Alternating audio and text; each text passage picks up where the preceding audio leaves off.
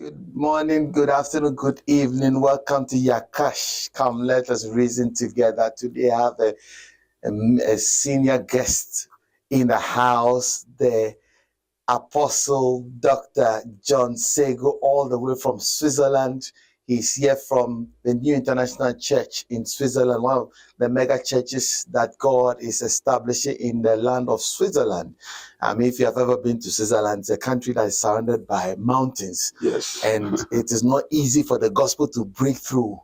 But he's one of the people that have broken through and doing so well in that part of the world. And so we just finished a conference. I thought, let me capture him for a little bit and let us go through. Let's have a conversation. So, Dr. John, welcome again. And thank you for giving us 5 minutes of your time, 10 minutes of your time. We just finished the conference and it's been great. But I want us to go to you as a minister. What is your inspiration? What makes you do what you do? Yeah, thank you very much, Pastor Chris, and thank you for giving me this opportunity to share with our viewers.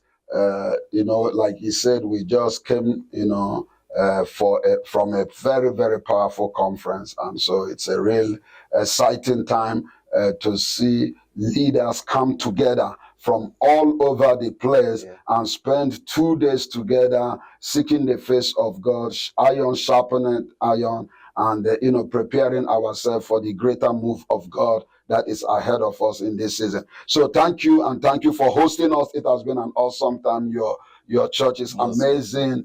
Your people are wonderful. You have really hosted us very well. Now back to your question. The question about myself as a minister.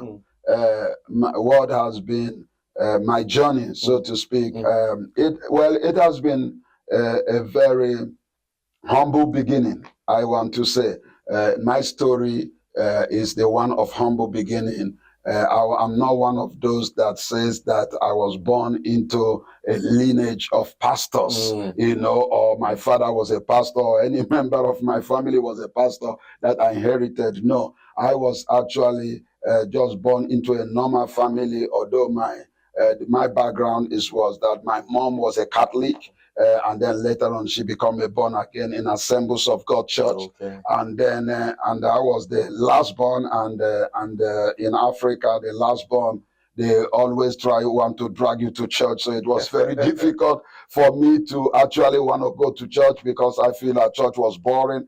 Because those days in Africa, Assemblies of God, oh my God, if you got born again, you are really born again.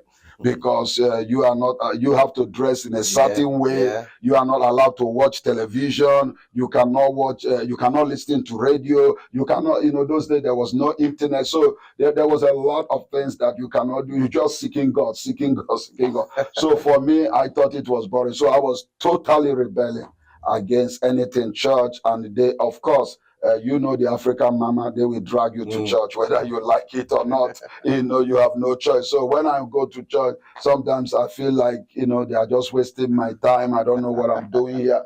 So to, make the long story short, because of that, I really didn't go much to church growing up.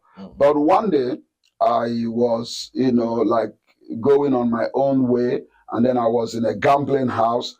And that day I won a lot of money. For the one, I was actually gambling for somebody. I was not gambling because I didn't have money. So there was this lady, we call her Ajia. So by now, she's a Muslim. So we were gambling for her. She has a lot of money. She married to a black American. So she would give us money to be gambling, and we were gambling for her. And every day we were losing. But this particular day, I won a lot of money. I won what they call the jackpot. And so she was very happy, and she gave me 20% of the amount that I won. So I was so excited. And then I said, you know what, I'm going to use this money to play for my own lotto, since this is my lucky day. So when the Ajia left, the woman I was gambling for, I stayed in the casino because I want to win more money, so that my mind is that by the time she's coming the following day, I will be the one giving her money to gamble for me. And the end of the story, I lost all the money. So when I lost all the money, it's like one day I was rich, and the other, and in the same moment I became poor. So instant depression came upon me. And then one of my friends that was in the gambling house said, oh, come, let me go and help you to cool out your depression. Guess what? It was taking me from fry pan to fire because he took me to a marijuana joint to go and help me to cool off my depression. And then because I'm not a marijuana smoker, and I say, okay, anything that can take away this sadness from me, I will do it. So when I went to the marijuana joint, they give me a wrap of marijuana. I smoke it very, very fast. And you know the end result.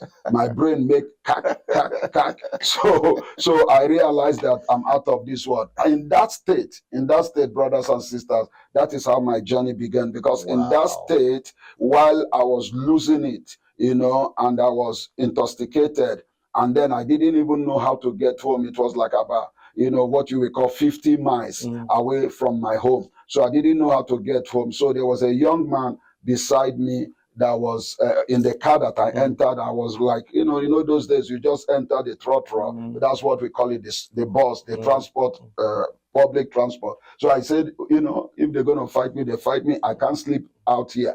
So, but still, because I was intoxicated, when you smoke those things, you have some kind of boldness. You think you can beat everybody. So while I was in the bus, a young man was beside me, and he said, why are you uselessing yourself? Because he realized I was talking to myself. And then he said, why are you uselessing yourself? A young man like you, why are you still smoking this? And while he was still talking, I went into a trance. This is a gospel truth. I went into outside body experience. And then I find myself in the throne of God, and I heard the voice of God loud and clear. I didn't see it, but I heard it. And that was the beginning of my prophetic ministry. I heard the voice of God say to me, if you choose to serve me this day, I will make you a minister of the gospel, and I will use you to build a mega church.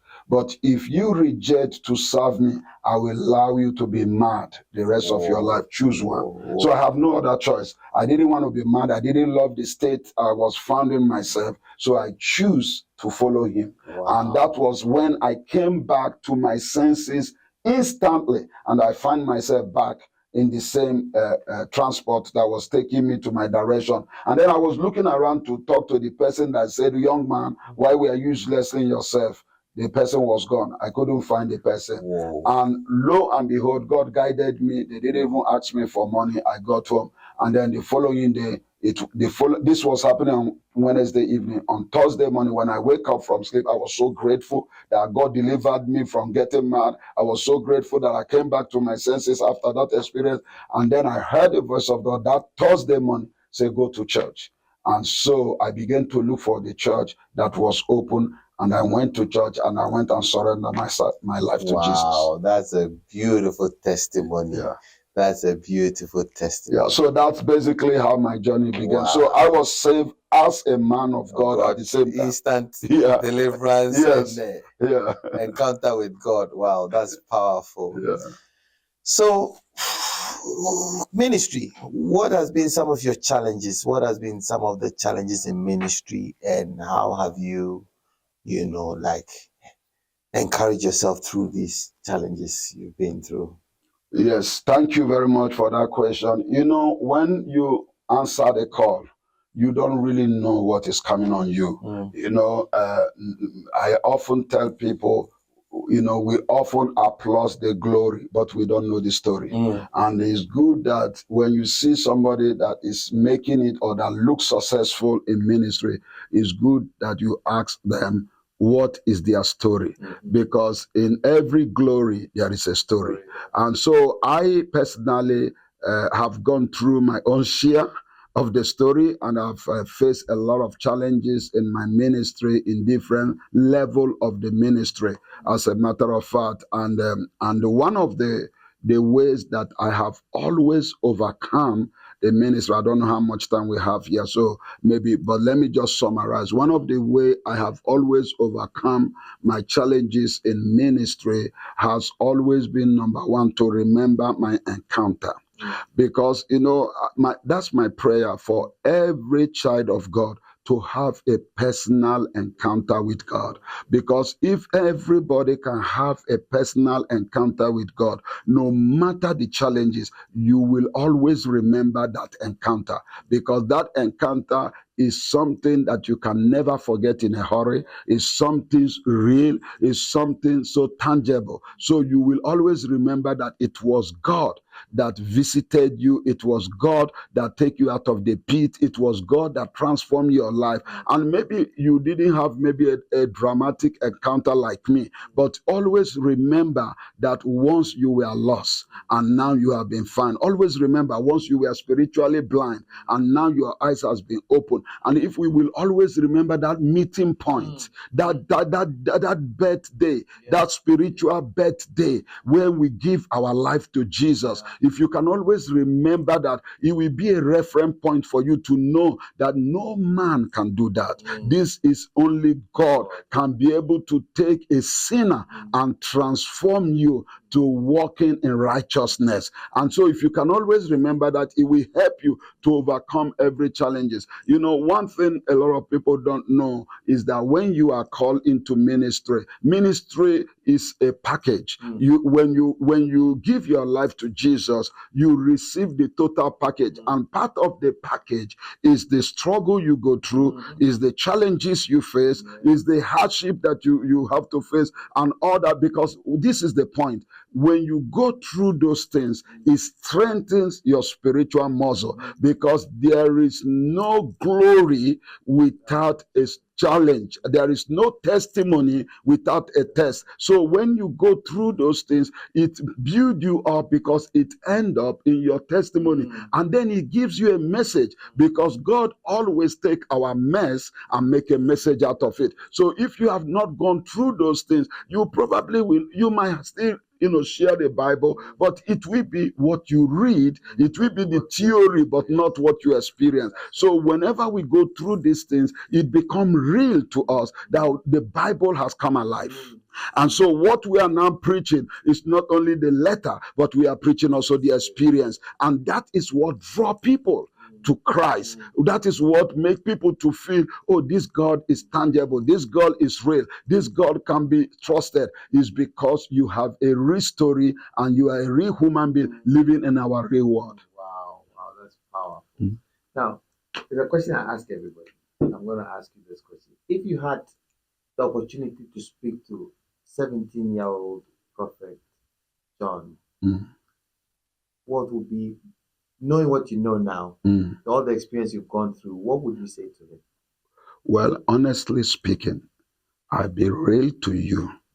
I will say to him, do it again. Wow. Because even though it's not easy, how the 17-year-old John went and what he did and how he did it, but the outcome, if I look at the outcome today, and if that's what it takes for the 17-year-old John to become, I'm almost 60 years, by the way, I'm in my 58. So if that's what it takes for 17-year-old John by his 58 to turn out the way he turned out, I will tell him to do it again. Wow, that's great. That is great. Okay, another question along the same lines. Yeah. If a young minister is watching, they haven't had your story, they need a little bit of mentorship. You have just 2 minutes to speak into their lives. What will be some of the things you say, share with them? Okay, so number one, you need a mentor. If you know, no one can do it alone. So you need a mentor. Every person need a mentor. I always say that everybody need a pastor, including the pastors. They need a pastor. And so your mentor, in a brief explanation, your mentor is a ladder that helps you to climb to your destination, because he has already gone there. And so he will make sure that you will not injure yourself, you will not fall, and you will not need to go through all the experiences that he has gone through. So he gives you the easy ride, climbing to the top. And therefore, remember, if he's the ladder, it means you are going to go further than him, because you're going to climb, and when you get to the top of the ladder, you are able to see more, you are able to do more, you are able to go high. So the first thing is that you need a mentor. Then number two is that you build strong relationship with God, a very solid relationship with God. And that means that you need discipline. You know, the kingdom is about discipline. You see, we don't always feel like praying. If the truth being told, we don't always feel like worshiping. We don't always feel like fasting, but we have to discipline ourselves because we know the reward that goes with it. We don't always feel like going to church even sometimes, but we have to discipline ourselves because we know that every time we go beyond our normality, we are ready to get to the next level. Listen, if you want to get something that you have never gotten before, be ready to do something you have never done before. So I will say that number two will be for us to love God and follow God with all our heart. But number three will be also for you to get to that place that you think big, you dream big, because guess what? You have a big God. Wow. Wow. That's great. Now, we're going to put the contact for your church, your website, and everything on the screen just for others, people to follow you. Is there a way we can contact you, just link with you? I'm talking to people watching us who want to, because you have a fantastic church. I mean, how you've broken through to the Caucasians, especially in Switzerland. I mean, Switzerland is one of the most godless nations in Europe, and one of the coldest. How you've been able to fire up spiritually that place is something that there's something you need to teach, and it's something you need to teach, especially people in this region of the world, so that we get to minister to the people that we've been called to. You know, when the missionaries came, they were white people. They were able to minister to black people. The reverse is the case. We are supposed to minister to them. That's correct. So how the tips to get to do that is something that I want you to share with us the next time you're here. I want you to take your time. We're going to invite you to come. You're going to take your time to really share with us. I don't know. I know you're a very busy man, but I'm going to beg you to give us at least one day. One day. We have a camp that is in July, and I'm going to speak to you to get at least one day to come and speak to us. Amen. I know our lives will never be the same. Amen. Yeah. So like you just said, you have also a bit of my profile video that maybe you want to blend it in this broadcast. But just to mention a quick one, it's very important in case if you want to reach us. Like I said, if you write my name, Apostle John Sagoe, on YouTube, on Facebook, a lot of my materials is going to show up, and you can be able to follow us through that. But also, if you want to contact us personally, you can reach us on ministry at NIC-biel.ch, and that way you can be able to reach us, because that comes directly to my office via my secretary. We're going to put all the information there. And then when it talks about the tip, like he says, we're going to find time to come and share some amazing thing, because God is doing amazing thing across the earth today with African in diaspora, and God has so much blessed us in today that we are in the cutting edge of the move of God, and we are very passionate about it. And so I want you to know that we are coming back, as the man of God has said. He's a covenant brother. So if he called me, I will make out time to come, and you will see us more together, working together, because this thing, no one person can do it alone. We are called to work together to encourage one another and lift up one another so that we can go to the next level. So I'm excited for the future of Europe because God has brought us here, and the future of Great Britain because God has brought us here in such a time as this. And I know that there's going to be a change in the atmosphere. So keep watching and keep following this program because your life will be mightily blessed. Wow, God bless you. You have been a revelation. It's fun to talk to. I can talk to you all day, all night. We don't have that much time. So until we get to speak to Prophet John Sagoe again, this has been your host, Pastor Chris, with the program Yacach. Come, let us reason together. Until I come your way next week, I'll see you. God bless you. Shalom.